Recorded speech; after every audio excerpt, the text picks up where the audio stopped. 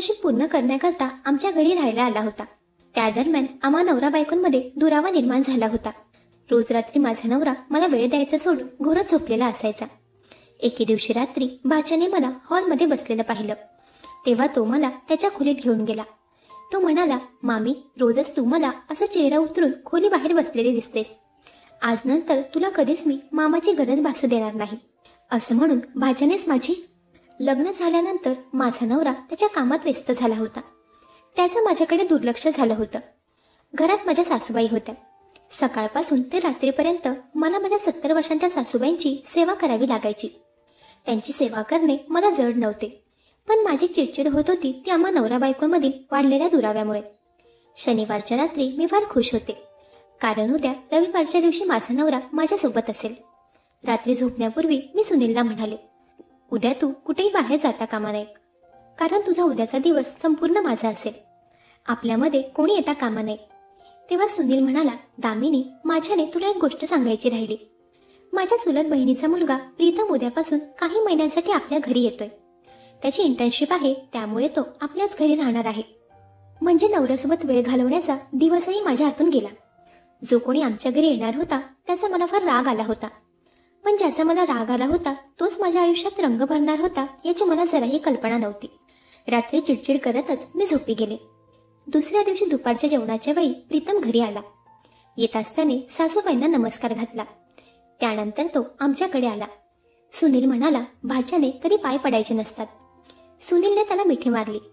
प्रीतम दिसायला फारच सुंदर होता, अगदी गोरागोमटा आणि भरदार शरीराचा। माझी तर त्याच्यावर नजर बसली होती। तो आल्यापासून मी एकटक त्याच्याकडे बघत होते। प्रीतम फार बोलक्या स्वभावाचा होता। आल्यापासून तो फार बडबडत होता। त्याचं बोलणंही अगदी हसून होतं।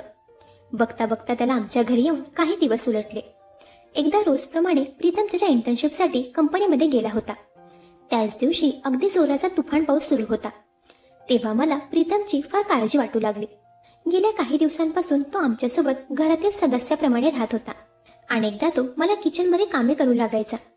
मी प्रीतमला वारंवार फोन करत होते। रोज संध्याकाळी तो 7 वाजेपर्यंत घरी येत असायचा, पण आज तर 8 वाजले तरी तो घरी आला नव्हता। सुनीलने मला आधीच फोन करून सांगितलं होतं की जास्त पाऊस असल्यामुळे तो काही वेळ ऑफिसमध्ये थांबणार आहे। मला तर प्रीतमची चिंता वाटत होती, कारण तो मोटरसायकलवर गेला होता। त्याची वाट बघत मी घराच्या दरवाजातच उभे होते। काहीच वेळात प्रीतम अगदी भिजलेल्या अवस्थेत घरी आला। त्याला पाहून मी लगेचच आतून रुमाल घेऊन आले व त्याच्या अंगावर गुंढाळला। तो त्याच्या खोलीत गेला, तोच मी आल्याचा चहा बनवण्यासाठी किचनमध्ये गेले। मी कुठल्याही वेळेला कोणासाठीही चहा बनवायचे तेव्हा मला सासूबाईंसाठीही 1 कप चहा बनवायला लागायचा, कारण त्यांना चहा फार आवडायचा। सासूबाईंना 1 कप चहा देऊन दुसरा कप घेऊन मी पटकन प्रीतमच्या खोलीत गेले। मी त्याच्या खोलीत गेले तेव्हा तो बरमुडावर होता। त्याच्या अंगावर शर्ट नव्हता। त्याचे केसही त्याने वरच्यावर पुसले होते, त्यामुळे थंडीने तो कुडकुडत होता। हातातील चहाचा कप बाजूला ठेवून मी प्रीतमला केस पुसून देऊ लागले। तेव्हा मी एकमेकाच्या फार जवळ होतो। मी प्रीतमपासून लांब झाले तेव्हा मी त्याची नजर पाहिली। त्याची नजर माझ्या प्रती मला काही वेगळीच जाणवली। प्रीतम माझ्याकडे अगदी प्रेमाच्या नजरेने पाहत होता। मी त्याला गरमागरम आल्याचा चहा पी म्हणाले। प्रीतमने अचानक माझा हात पकडला व त्याने मला त्याच्या शेजारी बसवलं। तो म्हणाला, तू माझी सख्खी मामी नाहीयेस, तरीही तू माझी किती काळजी घेतेस ग। प्रीतम, मी व तुझे मामा सख्या आणि चुलतमध्ये अजिबात भेद करत नाही। मला माझे सख्खे भाचे नाहीयेत, पण तूही आम्हाला सख्यापेक्षा कमी नाहीयेस। तूही माझा लाडाचा भाचा आहेस। अजून तर मी तुझ्यासाठी एवढं काहीच केलं नाही, तू उगाचच माझं एवढं कौतुक करतोयस। आम्ही बोलतच होतो तोच घराची बेल वाजली। सुनील घरी आला होता। त्या दिवशी रात्री रोजप्रमाणे सुनील घोरत झोपी गेला। लग्नाच्या 4 महिन्यांनंतर तो कसा बायकोला विसरलाच होता। लग्ना पहिले तर तो प्रेमाच्या बऱ्याच गोष्टी करायचा, पण आता अचानक तो त्याच्या ऑफिसच्या कामात गुंतला होता। तेव्हा वैतागून मी बाहेर हॉलमध्ये येऊन बसले। बाहेर येताच मला प्रीतमच्या खोलीचा लाईट चालू दिसला। त्याच्या खोलीचा दरवाजा आतून बंद होता, म्हणून त्याच्या खोलीत न जाता मी बाहेर हॉलमध्ये बसले। काहीच वेळात माझ्या हातावर मला कोणाचा तरी हात जाणवला। तेव्हा मी एकदम दचकून उठले। शेजारी पाहिलं तर प्रीतम माझ्या शेजारी बसला होता। माझ्या एका कानातील हेडफोनचे कॉर्ड काढून त्याने त्याच्या कानात घातली होती। तो दिवसातून एकदा तरी मला असं स्पेशल फील करून द्यायचा की मला कॉलेजचे दिवस आठवायचे। तेव्हा माझा हात पकडून तो मला त्याच्या खोलीत घेऊन गेला। तिथे जाताच तो म्हणाला, मामी, इथे आल्यापासून मी रोजच तुला रात्रीचे बाहेर हॉलमध्ये बसलेलं पाहतोय। तुझ्यात व मामामध्ये सगळं काही ठीक तर चाललंय ना? हे असे गाणे ऐकून तू तुझा एकटेपणा दूर करण्याचा प्रयत्न करतेस ना? प्रीतमने माझ्या मनातील एकूण एक गोष्ट ओळखली होती. मी त्याच्याकडे पाहून फक्त स्मित हास्य करत होते.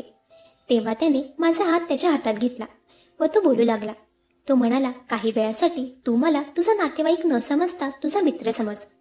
कारण आपण जे मित्राकडे मन मोकळेपणे बोलू शकतो ते कदाचित तू मामीच्या नात्याने माझ्याशी बोलू शकणार नाहीस. त्यामुळे मला तुझा मित्र समज आणि माझ्याशी मन मोकळेपणाने बोल. प्रीतमने त्याच्या बोलण्यातून काहीच वेळात मला आपलंसं केलं होतं. तेव्हा मी त्याला माझी सगळी व्यथा सांगितली. मी म्हणाले, प्रीतम, तू आता जे काही बोललास ते सगळं खरं आहे. तू काहीच दिवसात माझं मन ओळखलंस, पण माझा नवरा मला विसरलाय.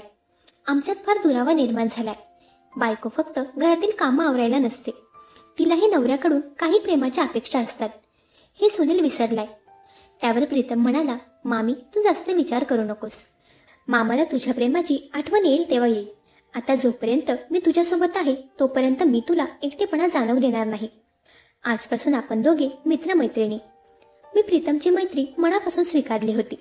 तेव्हा पुन्हा त्याने माझ्या मोबाईलमध्ये गाणी सुरू केली.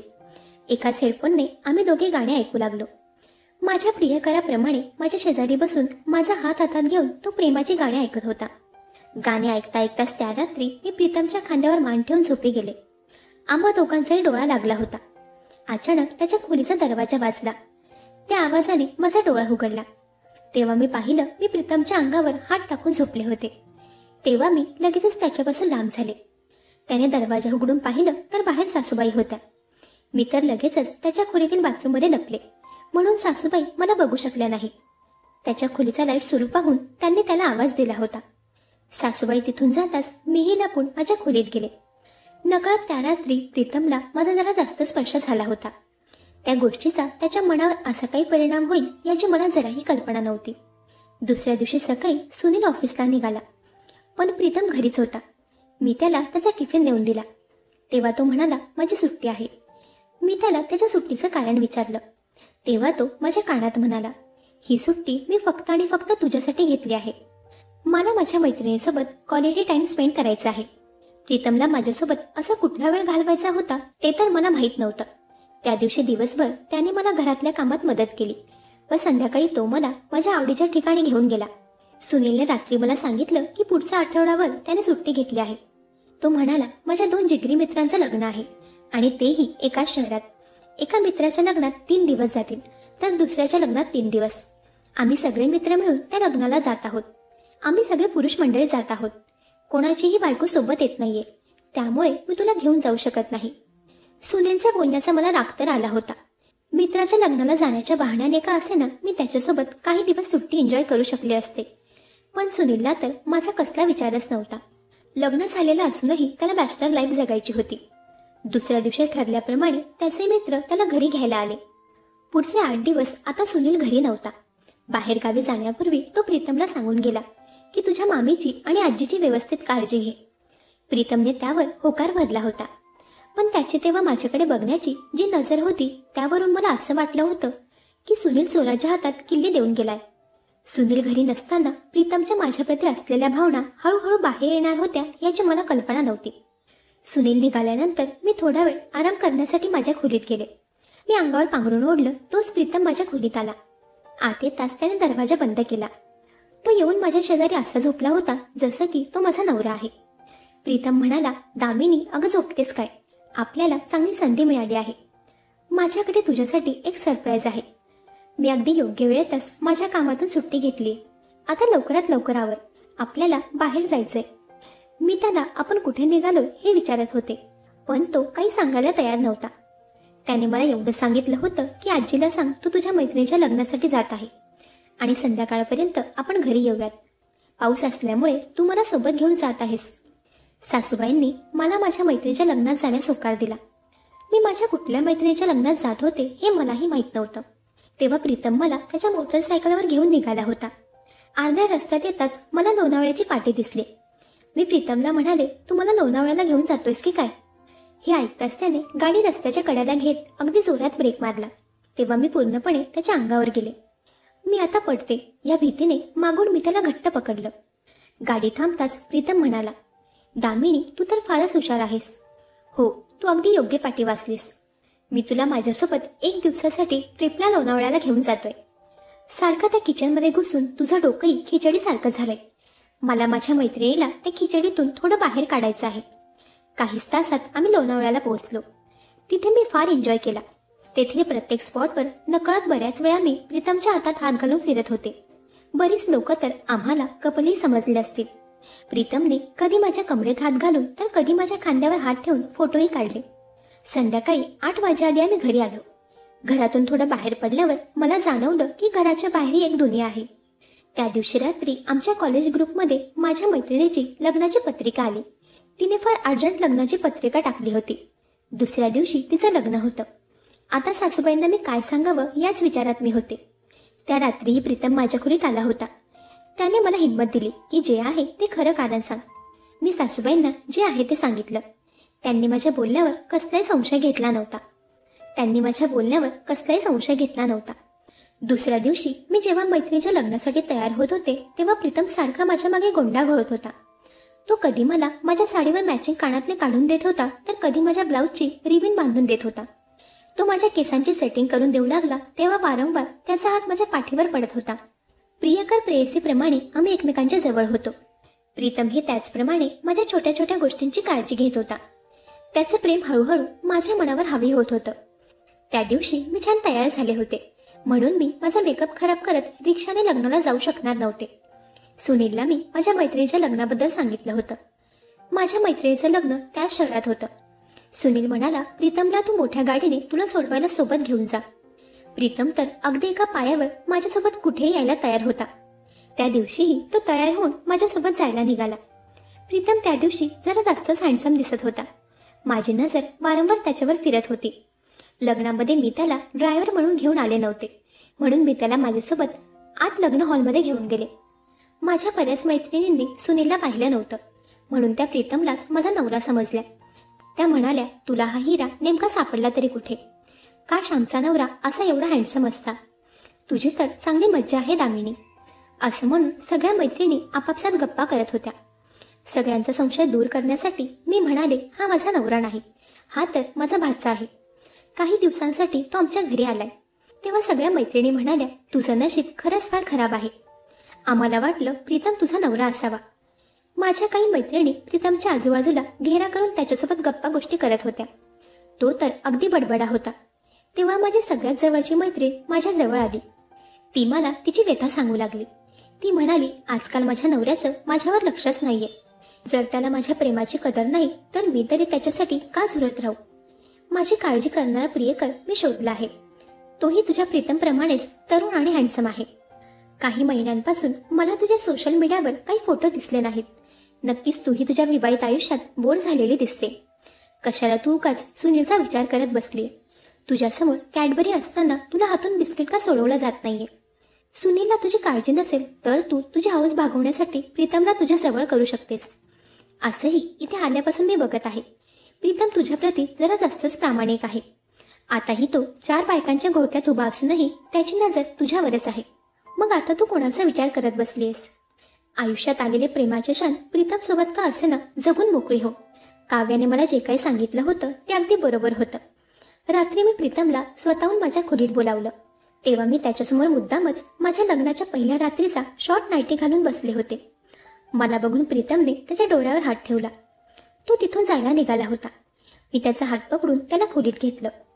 मी म्हणाले, उगाचच नाटके करू नकोस. तुझं माझ्यावर किती प्रेम आहे हे मला चांगलं समजलंय. आता नाटकी कमी कर. त्यावर प्रीतम म्हणाला, दामिनी, काही गोष्टींचा आनंद तू मलाही घेऊ दे. आधीच तू एवढे छोटे कपडे घालून माझ्यासमोर का आलीस? अगोदर तू पूर्ण फुल गाऊन घालून ये. सगळं आधीपासून तूच करशील तर मग मी तुला आनंद कसा देऊ? तो बरोबरच बोलत होता. मलाही प्रीतमकडून बारीक सारीक गोष्टीतून प्रेमाचा आनंद घ्यायचा होता. तेव्हा मी फुल गाऊन घालून आले. प्रीतमने मला त्याच्या मिठीत घेतलं होतं. तो माझ्याशी गप्पा करू लागला. काहीच वेळात आमच्यात प्रेमाच्या गोष्टीही होतील हे मला माहीत होतं. मी त्या सगळ्या विचारातच होते तोच सासूबाईंचा आवाज आला. त्यांना माझ्याकडून गुडघ्याला तेल लावून घ्यायचं होतं. इच्छा नसताना पूर्ण 20 मिनिटं मी त्यांच्या पायाची मालिश करून दिली. त्यानंतर मी माझ्या खोलीत आले तर प्रीतम मला तिथे दिसला नाही. त्याच्या खोलीत जाऊन पाहिलं तर तो झोपी गेला होता. दुसऱ्या दिवशी मी प्रीतमकडे जरा रागानेच पाहत होते. मी किचनमध्ये काम आवरत होते तेव्हा तो माझ्या जवळ आला. मला मागून मिठी मारून म्हणाला, दामिनी, तुला चिडायची गरज नाही. आज मी तुझ्यासाठी एक रोमॅन्टिक सरप्राईज प्लॅन केला आहे. आजची पूर्ण रात्र तू माझी आणि मी तुझा. मी समजत होते प्रीतम तर त्याहून अधिक रोमॅन्टिक होता. रात्री मी छान तयार झाले. त्या रात्री मी सासूबाईंना झोपेची गोळी दिली होती जेणेकरून त्या आमच्यामध्ये येणार नाहीत. रात्री मी प्रीतमच्या खोलीत गेले. त्याच्या खोलीतील बेडवर हार्टच्या आकारात 2 हंस सजवले होते. बेडवर फुलाच्या पाकळ्याही होत्या आणि त्या खोलीतील सुगंध तर अगदी मनमोहक करणारा होता. त्याची पूर्वतयारी तर फार छान होती. त्याने तिथेच मला इम्प्रेस तर केलं होतं. पुढे तो मला अजून कुठल्या प्रकारे खुश करणार होता यासाठी मी फार उत्सुक होते. त्याच्या खोलीत मला ती सजावट तर दिसत होती पण तो कुठेही दिसत नव्हता. मी त्याला त्याच्या बाथरूममध्येही पाहिलं. त्याचा फोनही लागत नव्हता. त्याने माझ्यासोबत कुठली मस्ती तर केली नव्हती ना. पुन्हा माझा मूड ऑफ होऊ लागला. तोच माझी नजर त्याच्या बेडवर गेली. तिथे मला एक चिठ्ठी दिसली. ती पाहून मी समजले की अजून एक सरप्राईज आहे. जेव्हा मी ती चिठ्ठी उघडून पाहिली तेव्हा माझ्या अपेक्षा अगदी क्षणात भंग झाल्या. प्रीतमने ती चिठ्ठी माझ्यासाठी लिहून ठेवली होती. त्यात त्याने लिहिलं होतं की मामी, मी तुमचा चुलत सक्का, भाचा किंवा नातेवाईक असं कोणीही नाही. माझे मामा मामी त्या शहरातील सहकार नगरमध्ये राहतात. तुमच्या शहरात 2 सहकार नगर आहेत. मी चुकून तुमच्या घरी आलो. योगायोग असा झाला की तुमच्या घरी तुमचा भाचा त्याच वेळी येणार होता जेव्हा मी तिथे आलो. तुमच्या घरी येताच तुम्ही मला प्रीतम म्हणून हाक मारू लागल्या. माझ्या मामानेही माझं नाव लाडाने प्रीतम ठेवलं होतं. मी माझ्या मामा मामीला कधी पाहिलं नव्हतं म्हणून मी तुम्हाला मामा मामी समजलो. पण काही दिवसांनी माझ्या मोबाईलवर आईचा मेसेज आला की माझे मामा मामी काही दिवसांकरता गावाला गेले आहेत. आईने मला माझ्या खऱ्या मामाचा फोटो पाठवला. तेव्हा मला समजलं की तुम्ही माझे नातेवाईक नाहीत. पण मामी, तुझ्यात मला खरंच माझी सख्खी मामी दिसली. तू माझी फार काळजी घेतलीस. तू तुझ्या विवाहित आयुष्यात ना खुश होतीस हे समजल्यावरही मी मामासोबत त्या बाबतीत बोलू शकत नव्हतो. म्हणून काही दिवस का असेना मी तुला फिरवायचं ठरवलं. माझा हेतू तुला खुश करायचा होता. मी तुझ्यासोबत चुकीच्या गोष्टी करू शकत नाही कारण मी तुला माझ्या मामीच्या नजरेनेच पाहिलं आहे. तुझ्यासोबत थोडा वेळ घालवून मला जेवढा आनंद तुला देता येईल तेवढा आनंद मी तुला देण्याचा प्रयत्न केला. आता मला माफ कर. मी तुझ्यासोबत नको ते चुकीचं करू शकत नाही.